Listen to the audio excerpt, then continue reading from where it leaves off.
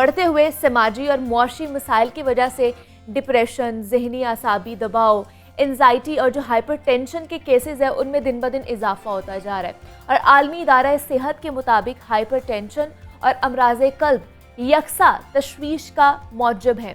और hypertension high blood pressure या फिर जिसको बुलंद फशार खून की मेडिकल इस्तिलाह भी कहा जाता है, जिसे दुनिया भर में जहनी तनाव या स्ट्रेस से ताबीर किया जाता है। जब हम परेशानी में तिलमिलाहट से गुस्सा करते हैं तो उसकी वजह ब्लड प्रेशर का बढ़ना होता है, जिसे हम मामूली जानकर नज़रअंदाज कर देते हैं, इग्नोर कर देते हैं। लेकिन रिसेंटली एक तहकीक हुई है जिसके मुताबिक पाकिस्तान में हर 20 में से 9 लोग जहनी दबाव का शिकार होते हैं। और पाकिस्तान समेत दुनिया भर में हर साल 17 मई यानी कि आज के दिन हाइपरटेंशन का आलमी दिन मनाया जाता है, ताकि जहनी तनाव, दबाव या फिर परेशानी से बुलंद फशार खून के बाइस दिल का दौरा पड़ने से मुतालिक आगाही फराहम की जा सके।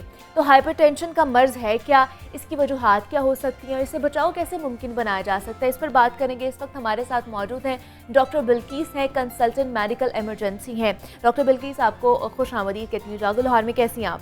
मैं ठीक हूँ, thank you very much for calling me. Doctor Bilkis, आज जैसे कि हाइपरटेंशन का आलमी दिन मनाया जा रहा है पूरे पाकिस्तान समेत दुनिया भर में, इससे आगाही के मुतालिक आज कैंपेन्स भी होंगी, लोग इस पर बात भी करेंगे। लेकिन सबसे पहले मैं पूछना चाहूँगी, बहुत से लोग अभी भी नहीं सही तरीके से आइडेंटिफाई कर पाते कि हाइपरटेंशन एक्चुअली है क्या। तो सबसे पहले तो उसकी डेफिनेशन बता दें, उसके मुतालिक हमें बताएं कि हाइपरटेंशन इज़ एक्चुअली है क्या।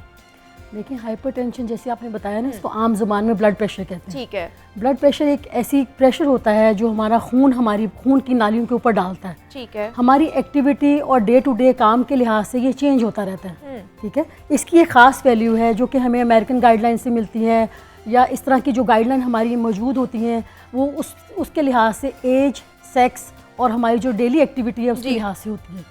ठीक है। उसमें जो अगर परसिस्टेंटली 24 घंटे हमारा ब्लड प्रेशर एक ख़ास मिकदार से ज़्यादा रहे तो उसको हम हाई ब्लड प्रेशर कहते हैं। अच्छा। ठीक है। और ये ब्लड प्रेशर हाई का होना जो है आम तौर पे शुरू में इसका बिल्कुल पता नहीं चलता। ओके। ये आहिस्ता आहिस्ता से जब पीक पकड़ता है तब इसका मरीज़ को ज़्यादा अच्छे तरीके से अंदाज़ा होता है। और इसको कहा जाता है, एक टर्म यूज़ होती है कि ये खामोश कातिल भी है। जी। इससे साइलेंट किलर क्या वजह है? इससे साइलेंट किलर क्योंकि ये आहिस्ता से हमारी ब्लड वेसल्स के अंदर चेंजेस करता है। अच्छा। और उसके अंदर कोलेस्ट्रॉल और ऐसे मादे हमारे ब्लड के नालियों के अंदर जमा होते हैं जिससे एथेरोस्क्लेरोसिस होती है। अच्छा। जब वो एथेरोस्क्लेरोसिस हो जाती है, हमारी खून की नालियाँ बिल्कुल थिन हो जाती हैं। स्पेशली खून की नालियाँ जो हमारे आंखों के अंदर होती हैं, ब्रेन के अंदर होती हैं, हार्ट के अंदर होती हैं, किडनीज़ के अंदर होती हैं, जो हमारे वाइटल ऑर्गन्स हैं, उनकी नालियाँ थिन हो जाती हैं और उनको ब्लड सप्लाई कम होना शुरू हो जाती है।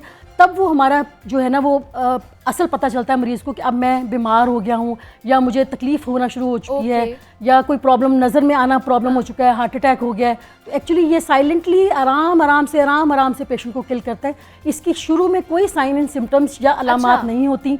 पेशेंट को बिल्कुल इसका नहीं पता चलता कि ये मुझे ब्लड प्रेशर है या मुझे ब्लड प्रेशर नहीं है, और ये इस वजह से इसको साइलेंट किलर कहा। लेकिन इसकी वजूहात क्या हो सकती हैं? देखिए, जो ब्लड प्रेशर है इसकी जो है वजूहात दो तरह की होती हैं। अच्छा। एक को हम एसेंशियल हाइपरटेंशन कहते हैं जो हमारी जीन्स में आती है, या प्राइमरी हाइपरटेंशन होती है। ओके। एक सेकेंडरी हाइपरटेंशन होती है जो हमारी किसी न किसी बीमारी की वजह से होती है, जैसे आपने अभी बताया स्ट्रेस वगैरह, टेंशन और इन चीज़ों की वजह से ज़्यादा होती है। इसकी और बहुत सारी कॉजेज़ हैं, जैसे डायबिटीज़ है। ओके। वो बहुत ज़्यादा बहुत बड़ी कॉज है हमारी कम्युनिटी में।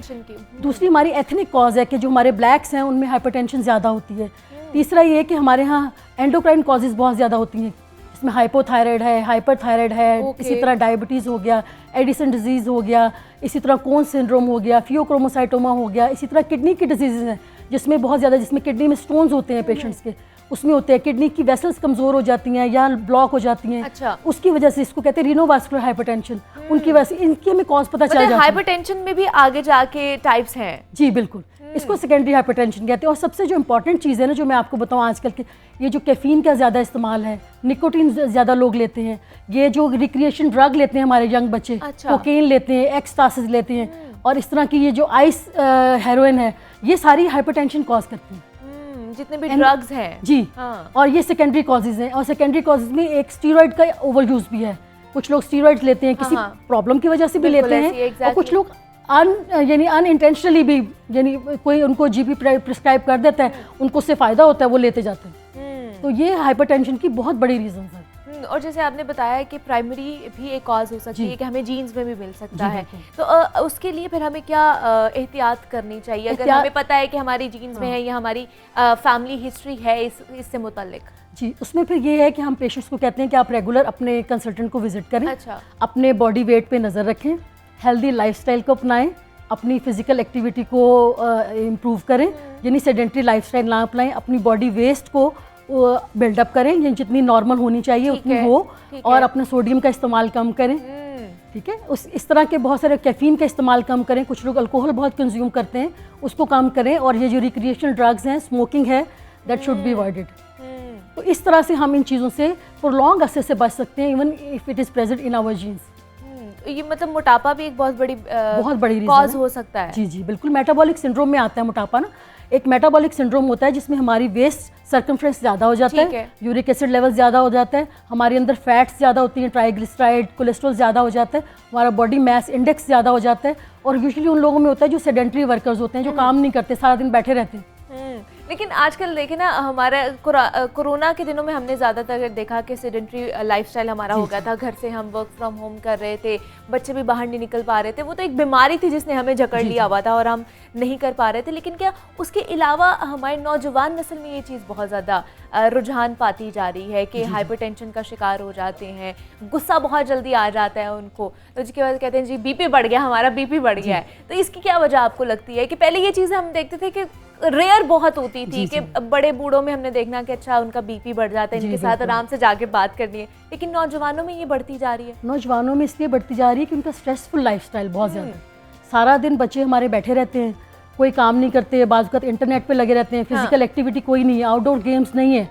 कोरोना की वजह से भी यही बेसिकली इशू था, लेकिन उसके बाद भी वही लाइफस्टाइल कंटिन्यू है।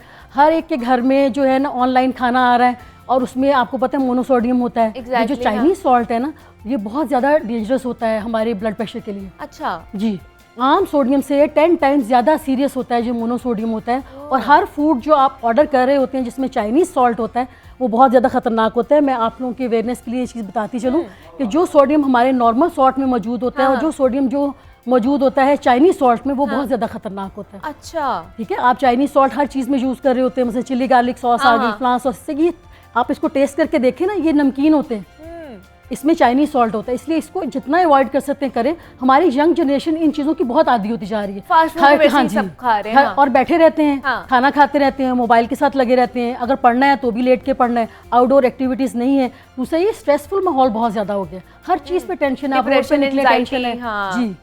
तो बच्चों को एक मुकाबले का, कुछ लोगों को होता है, कुछ लोगों को डिप्रेशन टेंशन होता है, कुछ लोगों को फैमिली प्रॉब्लम्स होते हैं।